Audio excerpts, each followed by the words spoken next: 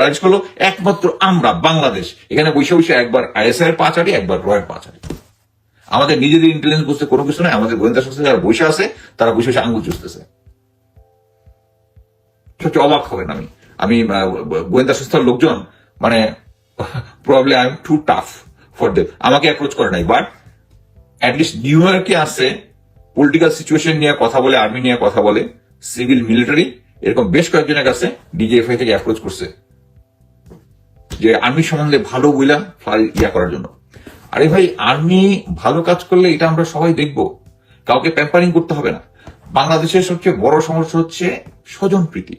ভাই, এত স্বজনপ্রীতি করলে দেশের সাথে যখন দেশের কোশ্চেন আসবে, নো স্বজনপ্রীতি। আমি আর আগে লাইভে বলছি, আমার সাথে major general Hamid sir contact করার চেষ্টা করছিল, বা আমাকে লিখছে, ভাই তোমার সাথে তোমার এত ভালো খাতির, তোমার আমি কোনোদিন কোনো ক্ষতি করছি, তোমার সাথে আমি কোনো ইয়া করছি তো, তোমার কোনো ক্ষতি করছি, তোমার ফ্যামিলি কোনো ক্ষতি করছি, we are so good friend together, একসাথে কত সময় কাটাইছি। আমাকে কারেক্ট স্যার, আপনার সাথে আমার কোনো শত্রুতা নেই, বাট আপনি আমার দেশের সাথে শত্রুতানি করছেন, so you are no more my friend. Simple. দেশটা সবার আগে আসবে। কিন্তু আমাদের গোয়েন্দা সংস্থাগুলোকে এই যে ইনভেস্টিগেট গুলো করতেছে, এই যে স্পাইরিং গুলো আমাদের দেশের ভিতরে আছে, I don't know what they are doing. যদি করতো তাহলে আমরা এই ক্ষতিবের সিচুয়েশন দেখতাম না, আমরা এই হিল ট্রাক্সের এই সিচুয়েশনটা দেখতাম না। আমি শুধু এখন এমন একটা সিচুয়েশনে দেখতেছি যে ফিউচারে হয়তো দেখা যাবে জেনারেল আমাদের উপদেষ্টা মাননীয় ডক্টর ইউনূসের সরকারকে ডিসক্রেডিট দেওয়ার জন্য যত ধরনের কাজ আছে সবকিছু করবে। আপনি একটা জিনিস দেখেন, অলরেডি আমাদের চিটাগাং হিল ট্রাক্সে এই গত 15-16 বছর ধরে কিছু হয় না, হঠাৎ করে শুরু হয়েছে। কেন হয়েছে? এখানে ভারতীয় ইন্ধন আছে, ভারতীয় ইন্ধন আছে। আমাদের একজন রাষ্ট্রীয় সচিব বা উপদেষ্টাকে একজন এই কথাটা বলেছে যে ভারতীয় ইন্ধন আছে, এবং এই সমস্ত ক্ষেত্রে আমাদেরকে স্ট্রং স্ট্যান্ড নিতে হবে, আমাদের গোয়েন্দা সংস্থাগুলোকে সিরিয়াসলি। এবং এই ইনভেস্টিগেশন গুলা ইজ নট ইজি, একটার সাথে একটা লিঙ্কিং করা ইজ নট দ্যাট টাফ। যখন এখন যদি জিজ্ঞেস করি, তোফাজ্জলকে জিজ্ঞেস করি, আচ্ছা তোফাজ্জল কিভাবে ক্যান্টনমেন্টে আসলো, ঢাকা ইউনিভার্সিটিতে আসলো, কি আসলো, কার সাথে আসলো, কেমনি আসলো, সিসি ক্যামেরাতে দোষী কারা আমরা সবাই দেখছি। সেম জিনিস উইথ ওই যে মামুনকে হিল ট্যাক্সে পিটায় মারছে, কারা ছিল এর সাথে ইনভলভ ছিল, বের করা টাফ না। এবং এটা করলেই আমরা কাদেরকে পাবো, যে বাংলাদেশে একদল যারা আওয়ামী ফ্যাসিবাদের দোসর, তারা কি করতেছে, তারা দেশকে একটা অস্থিতিশীল করতেছে। এবং এই যারা অস্থিতিশীল করার চেষ্টা করছে তাদের প্রতি আমার বিন্দু মাত্র সিম্প্যাথি নেই, বিন্দু মাত্র সিম্প্যাথি নেই। যারা আবু সাইদ থেকে শুরু করে এখন তো যেটা শুনতেছি যে হাজারের উপর লোকজন মারা গেছে, তাদের লাশ পোড়াই দিছে। এখন কি আমরা মানে যারা যে সমস্ত পুলিশের লোকজন সরাসরি গুলি করেছে, ইভেন মিলিটারি যারা সরাসরি বলেছে, তাদের কি আপনি অ্যারেস্ট দেখতেছেন? No. General Waker is saving everyone. Why? একটা থিওরি বলে যে, ওই যে আমি এর আগের লাইভে কয়েকবার বলেছিলাম যে জেনারেল ওয়াকার কে প্রেশার দিতেছে ডিজিএফ এর একটা গ্রুপ, যে তিনি যেন রাষ্ট্রীয় ক্ষমতা নিয়ে নেন। তখন নেয়নি, তখন জেনজির প্রেশার ছিল। বাট আমার কাছে কিছু তথ্য আছে, তথ্যগুলো আমি ভেরিফাই করেও আমার কাছে বিশ্বাসযোগ্য মনে হয় না। সেটা হচ্ছে যে এখন যারা জেনারেল আছে, যারা জানে যে তারা সরাসরি কিলিং বা অন্য গুম খুন অন্যের সাথে জড়িত, এরা তো এখন ধরা করার কথা। বাট এখন যদি ধরা না খাওয়া, ভবিষ্যতে সরকার চেঞ্জ হলে তারা ধরা খাবে। সো তারা প্রেশার দিতেছে যে দেশে একটা অস্থিতিশীল পরিস্থিতি তৈরি করে রাষ্ট্রীয় ক্ষমতা সেনাবাহিনী নিয়ে নিবে। এবং এই কারণে ডিজিএফআই বিভিন্ন লোকজনকে এখন ফোন করে বলার চেষ্টা করতেছে যে আর্মির পক্ষে পজিটিভ বলার জন্য। আমরা আর্মির পক্ষে পজিটিভ বলবো, বাট এটা আমাদের দেখতে হবে। আমরা যদি দেখতাম যে যারা আয়নাঘর গুম খুনের সাথে জড়িত, তাদের প্রত্যেককে এখন বিচারের সামনে আনা হয়েছে, অ্যাজ ইফ বাংলাদেশ আর্মিতে একমাত্র জিয়াউল আহসান ছাড়া কেউ গুম খুন কোনো কিছু করে নাই। তাহলে একমাত্র জিয়াকে আটকে রাখছেন কেন? জিয়াকে আটকে রেখে বাকি সবাইকে ইয়ে করে রাখছেন। এই একজনকে দেখা যায় যে সবাইকে ইয়ে করে। এবং সবচেয়ে অবাক কাণ্ড হচ্ছে যে আমি খবর পেলাম যে নভেম্বরের মধ্যে হয়তো দেখা যাবে যে আর্মি একটা খবরটা নেওয়ার একটা চেষ্টা করবে। বাট এটা আমি কনফিডেন্ট যে এটা সেনাবাহিনী ইচ্ছা করলেই পারবে না, কারণ আমাদের স্টুডেন্ট ফ্রন্ট যারা আছে, আমি যতটুকু জানি স্টিল দে আর স্ট্রং। এটা না যে এটা আওয়ামী লীগ বিএনপির না যে আন্দোলন একবার থামাই দিলাম তারপরে না। আর এখন যে সিচুয়েশন হয়, প্রয়োজনে গিয়ে দেশে যায় আমিও যুদ্ধ করবো, এদের সাথে গিয়ে দাঁড়াবো। কারণ দেশ সবার আগে। আমি চাই না, আমি একজন এক্স মিলিটারি হিসেবে আমি চাই না যে সেনাবাহিনী এখন এর মধ্যে এই রাষ্ট্রীয় কার্য পরিচালনার মধ্যে আসুক। কারণ সেনাবাহিনী যদি আসে এবং এটা যদি ওয়াকার্স যদি প্রধান থাকে, it's as good as Awami government. কারণ ওনার ব্যাকগ্রাউন্ডে যারা ছিল এবং যতগুলো জেনারেল আছে তার কোর গ্রুপের মধ্যে আছে আওয়ামী জেনারেল।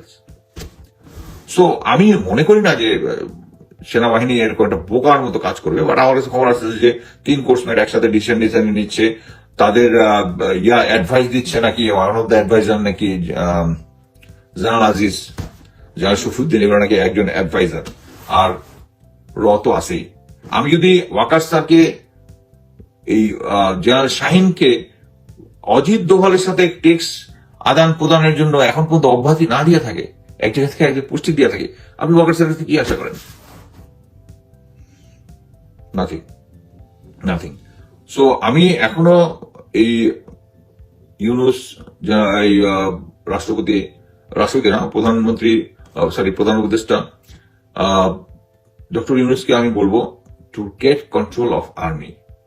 এখন একটা লোকজনের মধ্যে প্রচলিত হচ্ছে, যখন আড্ডা করি, যে দেশের মধ্যে এখন 3টা সরকার চলতেছে। একটা হচ্ছে ডক্টর ইউনুস সরকার, ওয়াকার সরকার, আর একটা হচ্ছে এক্স স্বৈরাচারী সরকারের দোসরদের সরকার।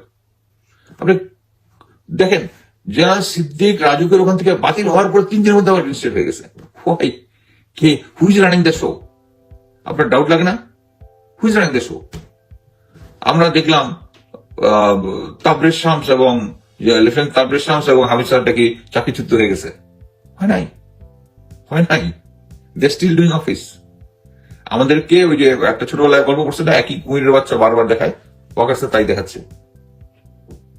উনি সম্ভবত ডিসিশন নিছে যে, মানে যখনই কেউ কথা বলতেছে, না আমরা অ্যাকশন নিব, বাট কথা হচ্ছে এই অ্যাকশনটা স্লো।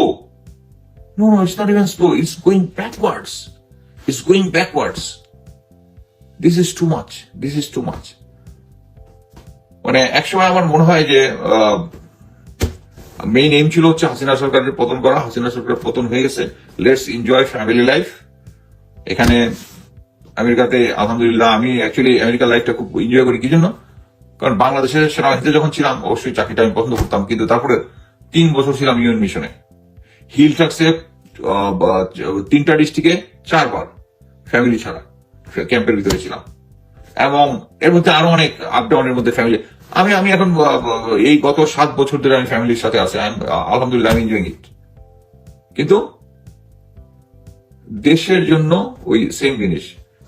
বাংলাদেশে এখন ডিজিএফআই মনে করে শুধু ডিজিএফআই দেশ প্রেম আছে, তারা দেখে।